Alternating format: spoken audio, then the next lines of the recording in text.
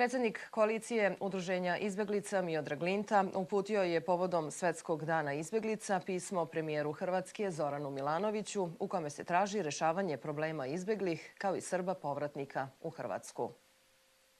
Miodrag Linta je pismo predao u ambasadi Hrvatske u Beogradu i rekao da predstavnici Udruženja izbeglih i prognanih traže od vlade Hrvatske da pokaže stvarnu političku volju da se pronađu pravična i trajna rešenja za probleme sa kojima se suočavaju oštećeni građani.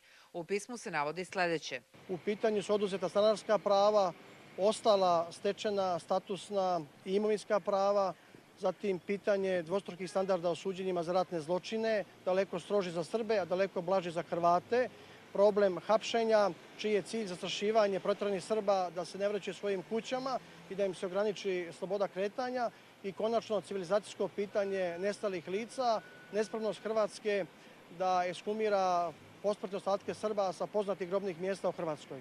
Smatramo da je najbolji način rešavanja ovih problema dijalog između vlada Srbije i Hrvatske. Po našem mišljenju, temelj dijaloga mora da bude jedan veoma važan međudržavni sporazum, to je Bečki sporazum o sukcesiji, odnosno aneks G toga sporazuma koji se zove privatna svojina i stečena prava.